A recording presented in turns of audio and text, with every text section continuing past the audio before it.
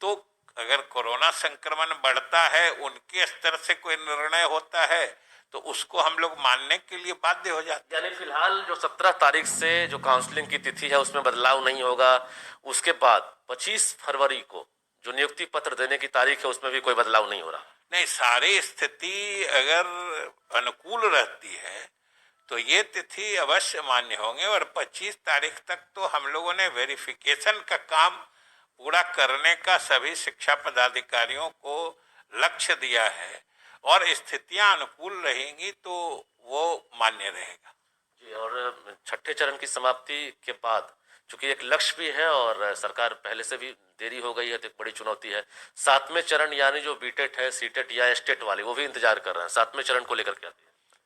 बिल्कुल, छठा चरण पूरा हुआ, हम लोग सातवें चरण में आगे बढ़ जाएंगे। और आप भी इस बात को समझते हैं कि जब तक छठा चरण पूरा नहीं होता है, जो रिक्तियां इस चरण में भरी नहीं जा सकेंगी, सातवें चरण के लिए तो हम लोग उन रिक्तियों को भी शामिल करेंगे। सीटें तो खाली रही जाएगी। अभी तक जो लग रहा है सारी सीटें नहीं भर रही हैं, तो स्वाभाविक रूप से जो सातवें चरण के लिए योग्य अभ्यर्थी होंगे, ये तो उन्हीं के हित की बात होगी। जो पीछे की भी जो वैकेंसी बचेगी वो भी हम लोग उसमें डालें। मन में है उसको भी बता ही दीजिए कि एक टारगेट जो आपने दिल में रखा होगा, विभाग ने रखा होगा कि मार्च की शुरुआत में ही हम सातवें फेज की बहाली शुरू कर।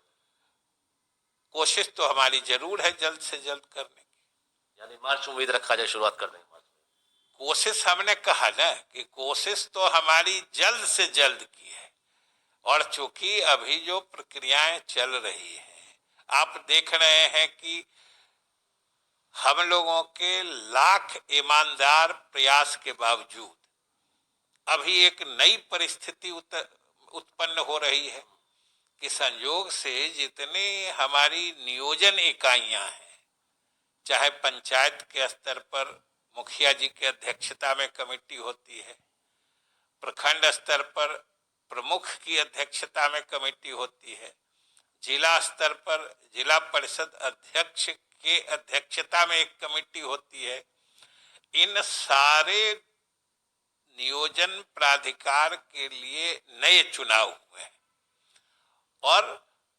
80-90% से अधिक जगह ये नियोजन प्राधिकार की संरचना बदल गई है।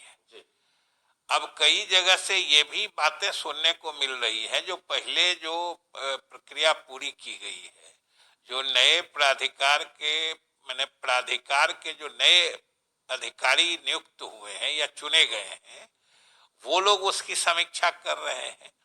तो इसलिए इन सब चीजों की ये संयोग कहिए, दुर्योग कहिए, कि ये सारे चीजें एक साथ अब पंचायत के चुनाव अभी के काल में ही, नियोजन के समय में ही ड्यू हो जाएंगे या इसी समय होना होगा। घबराहट हो गई अभ्यर्थियों में कि सरकार ने जिस तरह से लक्ष्य रखा है, डेट तारीख तय कर दिया, उसके बाद फिर से ये पेंडेमिक है, अब कहीं सरकार जो है फिर से तिथि न बदल दे।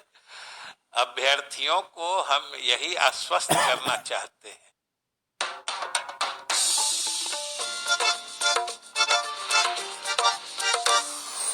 कि सरकार उनसे पूर्ण सहानुभूति रखती है। हाँ बिल्कुल, शिक्षा मंत्री विजय कुमार चौधरी ने बड़ा बयान दिया है और एक भरोसा दिया है कि इरादा है कि समय पर सब कुछ कर लेना है। यानी इंटर की परीक्षा हो या फिर मैट्रिक का इम्तिहान हो, जो